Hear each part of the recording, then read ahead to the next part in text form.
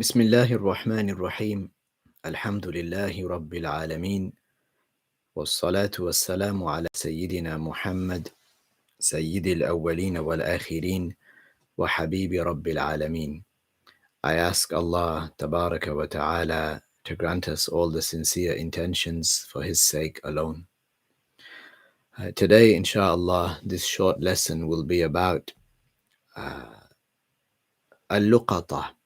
Al-luqata is the name given to something that is found by someone. So it's lost by someone and found by someone else. And this has specific rules. Okay. Now let's talk about that item of value that is lost in someone's house. So if in your house you find something, so in your house, or you find it in your car, and you don't know whose it is. You've asked everybody in the household if it's theirs, and they say it's not ours. You try to think back to everybody who has sat in your car in the past few days. You ask them if it's theirs, and they all say that it's not ours. Then, in this case, what a person does is that this item doesn't become yours. Contrary to popular belief, it's not a gain. It doesn't become yours. Rather, what you must do is you wait for an amount of time. You wait and you protect it. You keep it in a safe place. So if you find something in your house and it's not yours and it's potentially been dropped by a guest, you ask the guest. If it's not theirs, then you save it. You don't use it. It's not yours. Likewise, if you find something in the car that's not yours, that you think that somebody would want back, what do? You save it. But what you don't have to do is you don't have to advertise it. As we are going to mention about other items that are found outside your house and outside your car, as an example, in public places. There you have to advertise. Okay? So all you have to do is, in this situation, is to protect it. If you protect it for an amount of time, you keep it safe for an amount of time after which you feel that I don't think the owner is going to show up. I don't think I'm going to find the owner. Then what you do is you donate it to a faqir, a poor person. You donate it to someone who does not have their basic needs, with the intention of the person who lost it getting reward. So that is your intention when you are donating it to a faqir, after you feel that this person who lost it is not going to come and look for it, right? Remember, this is in your house or in your car. Then what you do is you give it to a faqir. You donate it to a faqir, a poor person, someone who doesn't have their basic needs. And you do it with the intention of the person who lost the item. You do it with the intention of them getting the reward.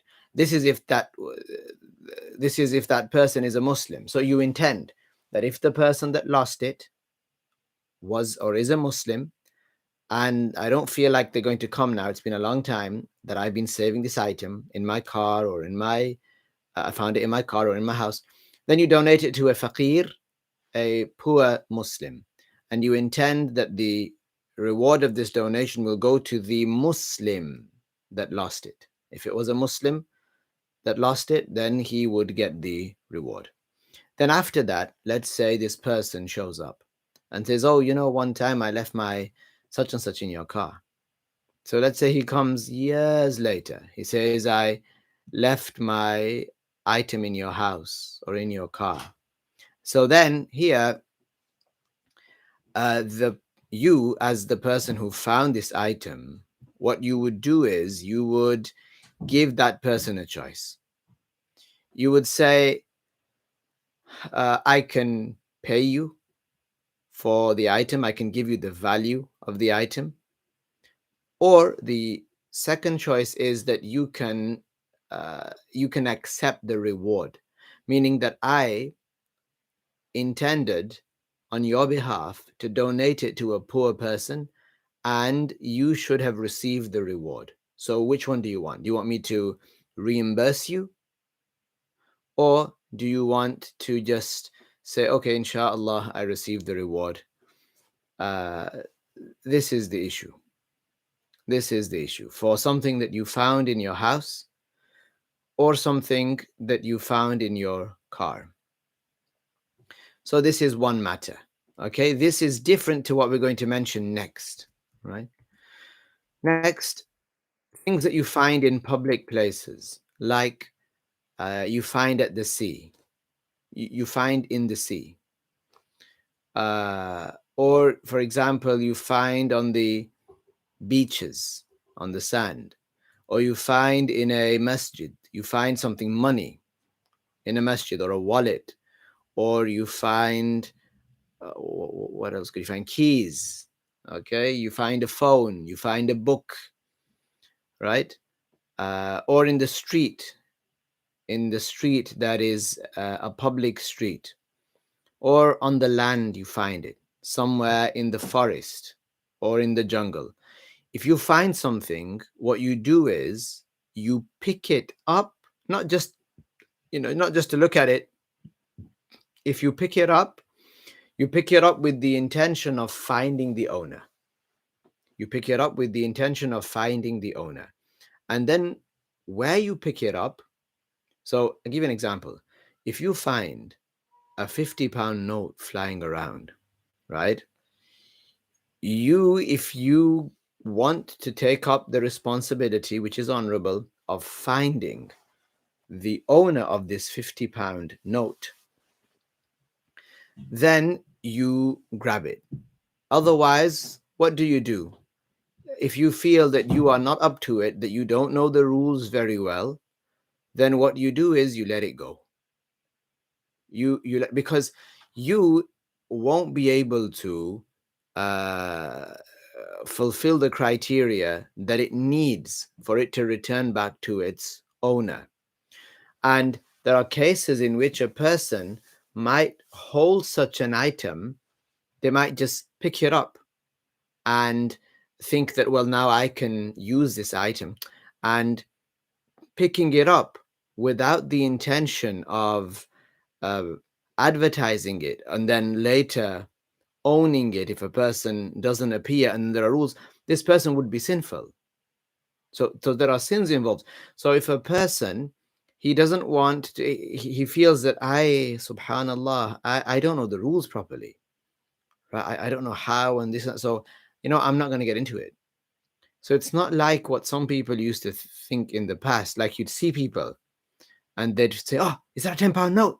And they would dive at the 10-pound note, not so that they can do for the sake of Allah, not so that they can look for this person who's lost it. No, they would dive at it as though it's payday, as though it's something that has come to them, or might say uh, as aid. La, this is not theirs. Okay, this is not that person's. So if you find some money or a wallet or a phone or something of value in the street, then if you pick it up, what you need to do is you need to pick it up with the intention of finding whose it is. So you would do a ta'rif. Ta'rif is to advertise it. You advertise it for a year. If a person doesn't appear, if no one claims it after a year, then the person would say, okay, I am intending ownership of this item. I'm intending ownership of this 10 pounds. Okay? Then a person can use it. Then it becomes theirs. But if the owner turns up one day,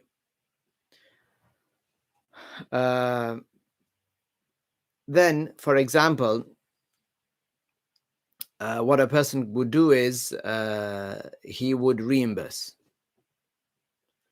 So if you found it, you advertised it, as I'm going to mention, and then a year passed of you advertising it. I'll mention where and how, but a year passes, and then you say, well, a year's passed, no one's turned up, I'm going to intend to take ownership. So I own it now. So you spend it, for example, or you might keep it. If the person shows up then after that year, then what would you do? If you've spent it, you reimburse them. Okay. And if you still have it, you give it back to them. The one who does this, the one who takes these steps and does this, he is not to be blamed in the hereafter. He will not be blamed. He is not sinful. As for the one who picks up such an item and pockets it or uses it, then this person deserves the punishment of Allah on the Day of Judgment. This person deserves the punishment of Allah. If it was something that goes off quickly, then this person right now can donate it to someone. Right now. Or can sell it. So it's not theirs, but they can pick it up and sell it to someone and save the money. Save the money for the owner. All right? They cannot consume it themselves. Okay? So if a person picks up an item from a public place and they don't fear any harm, then they need to advertise it in the place where they found it. So a person would stand there, for example, on the first day, and they would say, has anybody lost X item? Has anybody lost a wallet? So they wouldn't take the item with them. Like, I've got a pen here and a highlighter. They wouldn't take the item with them and say, who's lost this? Yes, this one here, come and take a look. No, they wouldn't hold out the item, because what's going to happen? The people of this time, subhanallah al-azim, they look at it and say, oh yeah, that's mine. Oh, then what leverage have you got? How are you gonna make them prove it? So if it's an amount of money, or if it's a wallet or a pen even, there are ways to go about advertising it. You don't hold the item out. So a person would advertise the item. In the beginning, they advertise it a lot. They might advertise it every day. Every day they go there, stand there, possibly for about 15, 20 minutes. Okay, maybe more, maybe slightly less. And they advertise the item at the time that they found it, for example, or where it's most busy there. Okay, so it's most likely that that person will pass through there again. And so they might do that for a week or two, and then they lessen the advertising. Then they might do it once a fortnight. Then they might do it twice a month. Then they might do it once a month, and then like this every other month, until a year passes. They go then and say, for example, who has lost such and such, but they don't give all the details of the item. Or they write on a piece of paper, who has lost such and such, and they stick it on a wall or a lamppost that is clear for everybody to see. Anybody who is passing by, they would be able to see it. A person would write, for example, who has lost some money that is less than £500 and more than £60. So there's quite a range there. So this is to say, I mean, if you wrote who's lost £100, then you might have 60 people saying, oh, me, 60 people ringing you on the number you leave or on the email address that you leave. Okay.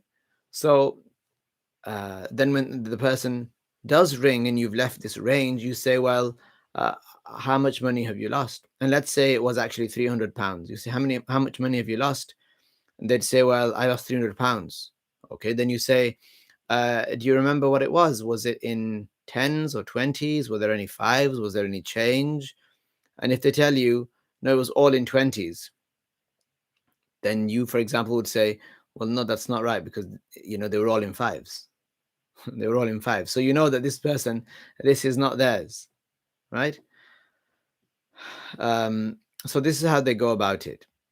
So a person doesn't specify exactly the amount. Or if it's a wallet, they'd say, who's lost a wallet? Okay, ring this number. Who lost a wallet between this time and this time? Ring this number. They ring you, or they come to see you, they email you, and you ask them, okay, what color was it? Did it have a specific type of stitching? Can you tell me something that was inside it? What's your name? There are names on the cards or whatever they have in their gym membership and so on and whatnot. So,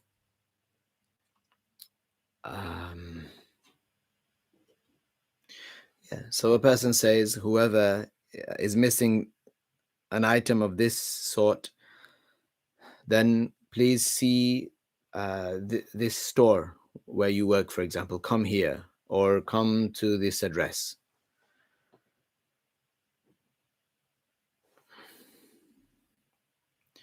So if a person doesn't do this and they just pick it up and they bag it, and then they go and buy a jacket potato with it, or they go and buy some bread, and this person deserves the punishment of Allah because it's not theirs. Our Shaykh radiyallahu anhu mentioned that once in Tripoli there was a person who found 25,000 lira, which is it's not much. I mean, it's about £10. He found about £10. This is about 30 years ago, and what he did with it was he had a stall. He opened up a stall. So this was a long time ago. So there was it was cheaper then. So he opened up a stall, or like a store, okay, in the market where he would sell jumpers. He straight away he took that money and he did that. Wal-'ayadhu billah. This person deserves the punishment of Allah tabaraka wa ta'ala. So if a person sees such an item and they pick it up and they start to use it, then they are sinful. What is sunnah, what is recommended for a person is that if they feel that they are able to do this, they know the rules properly, then they pick it up. Otherwise, no, they do not pick it up. If a person believes that I know how to keep something safe, I know the rules of the amana. If you have an amana, there are rules.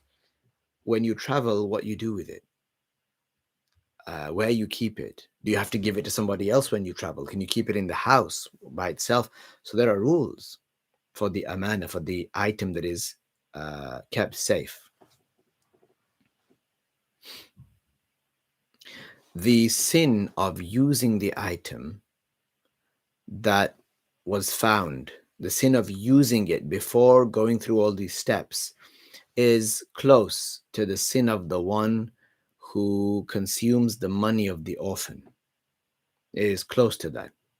The orphan, the one who consumes the money of the orphan unrightfully, on the day of judgment, when he exits from his grave, fire will be coming out of his mouth.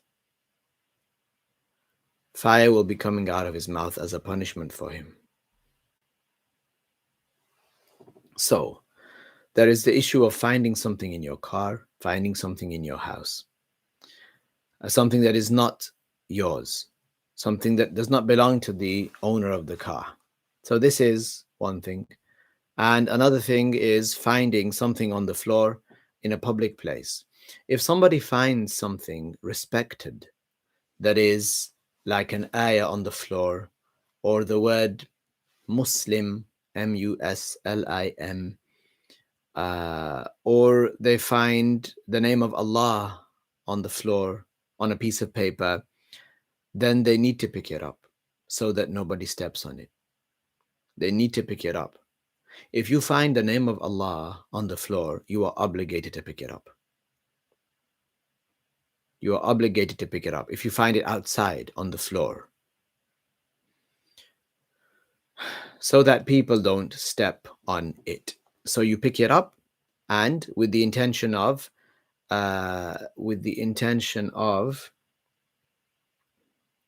advertising it. So it might be something, it might be a bookmark that has the name of Allah on it. Might be something else that has the name of Allah on it. Something that people give value to. Something that a person who loses it will want it back.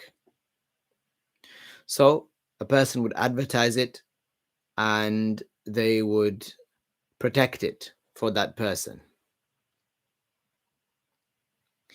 If a person comes to you and say, oh, I've lost such and such, and they actually are its owner, you realize that yes, they are its owner, then if that person, they'll be happy, oh, thank God I found it, my phone, I found it, thank you very much for keeping it safe and so on. If that person now wants to give you a gift, then it is permissible for you to take that gift. It is permissible. Okay? What you can't do is to say, oh, look, before I give you your phone, look, I found it. I've done you a favor here. So I want you to give me something in return. No, you can't do this. A person cannot do this. If a person finds something on the floor that is a sign of kufr, if they find something that is specific to the non-Muslims, like they find a cross, the Muslims don't believe that the cross is blessed. Of course, the Muslims don't believe that. We do not believe that. So if somebody finds something that is specific to the non-Muslims, like a cross, this is what I mean, something like a religious symbol like the cross, which we believe is not something praised, then this, you do not have to advertise it. You do not have to advertise it. What do? You break it. You break it up so it no longer is in the shape of a sign of kufr. So what might it be? It might be wood. You break it up, or it's plastic, and then you donate that wood or that plastic. You don't give it as a gift to someone, obviously, and you don't give it back to the person who it belongs to. Our Sheikh mentioned that a man from Tripoli, he was once going to Al-Hajj, and he said that I found one of the symbols of kufr, and I gave it back to the person who it belonged to. So our Shaykh said, A'udhu billah. If it crossed this person's mind, this person who's going to Al-Hajj, if it crossed his mind that the person I'm giving it back to, he's going to worship it.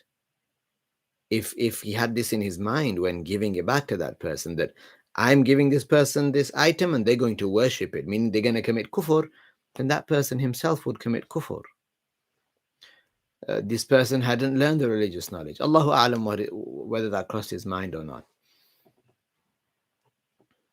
So some people, they haven't learned this religious judgment before, and it's important for them to do so.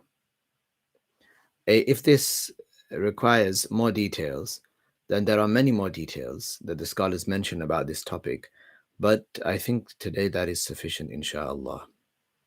If there are questions, then you can leave the questions in the comments. If it is required that another lesson is needed, then inshallah I can do that, inshallah. Okay. Walhamdulillah. Wassalatu wassalamu ala sayyidi wa sayyidikum rasulillah Sallallahu alayhi wasallam.